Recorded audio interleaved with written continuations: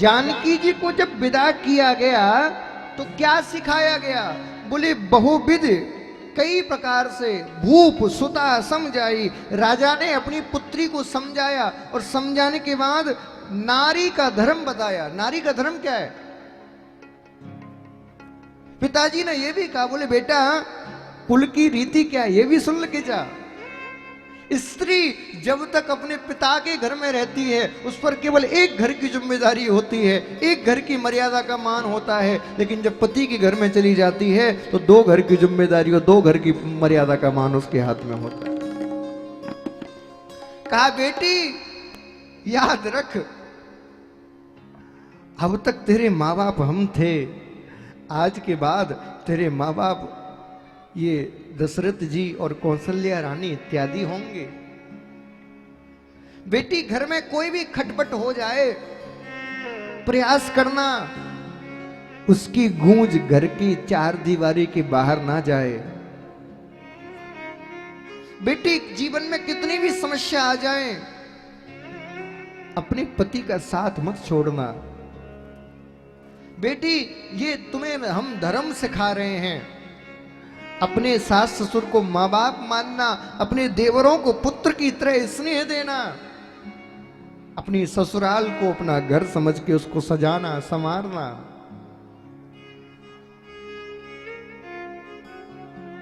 पति के हर अच्छे बुरे में उसके साथ खड़ी रहना। जब पति का अच्छा समय आए तो तुम उसके पीछे खड़ी रहना, लेकिन जब पति का बुरा समय आए तो तुम उससे आगे चली जाना, उसके आगे खड़ी रहना। ये शिक्षा कौन दे रहा है? कौन दे रहा है आज? आज कौन सी शिक्षा देते हैं? बोले ये पकड़ मोबाइल। हाँ, सास कुछ भी कहे, पति कुछ भी कहे, तुरंत फोन लगाना, तुरंत। ये शिक्षा देके भेजते हैं और इसी का नतीजा है कि आज शादी के कुछ दिन व्यतीत होते हैं कि रिश्ते टूट जाते हैं। आप जरा सोचिए, एक बच्ची 25-35 वर्ष आज में इतने ही में ब्याह होते, किसी अलग परिधान में पली बड़ी हुई, अलग विचारधारा में उसका लालन पालन हुआ, अलग लोगों के बीच में पली बड़ी, खुले विचारों से रही।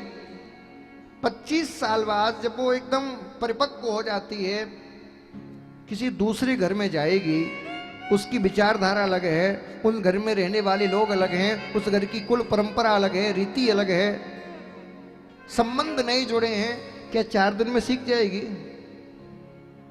क्या 4 दिन में उस घर की हो जाएगी? बोलिए, कभी नहीं हो सकती। इसीलिए माँ बाप को ये कह के विदा करना चाहिए, बोले बेटी जिस घर में जा रही है मुझे पता है थोड़ी बहुत समस्याएं आएंगी, मनमुटाव हो सकता है, मतभेद हो सकता है, तेरी और तेरी सास के बीच में, तेरे और तेरे पति के बीच में, तेरी और तेरी ननद के बीच में मतभेद हो सकता है।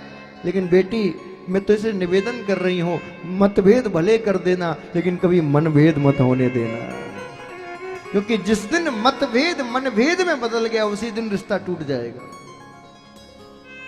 मतभेद जरूरी है। सास हमारी पुरानी ख्यालातों की थी, हम नई हैं, हम नया विचार लाएंगे, अच्छी बात है, लेकिन मनभेद ना हो। जिस दिन मनभेद हो गया उसी दिन गृहस्थी टूट जाएगी। ये जब कह के भेजोगी तो बेटी की गृहस्थी कभी नहीं टूटेगी, और तुम कह के भेजोगी फोन लगा दियो, बेटी तो बेटी है फोन लगाए हुए।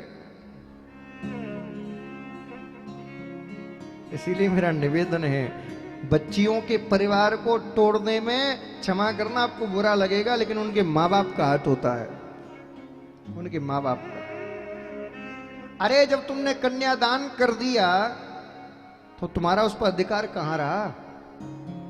रहा क्या अधिकार? दान करने के बाद अधिकार रहता है क्या?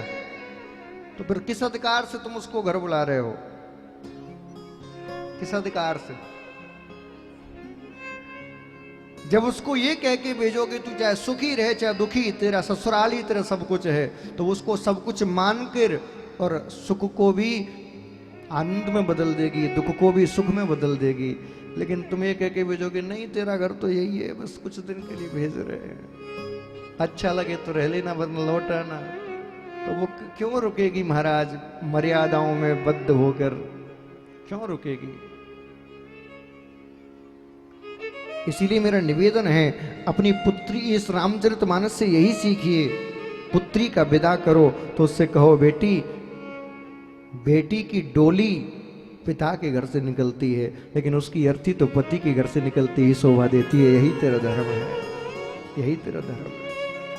ये कह के भेजोगे तब आनंद आएगा, तब गृहस्थी चलेगी।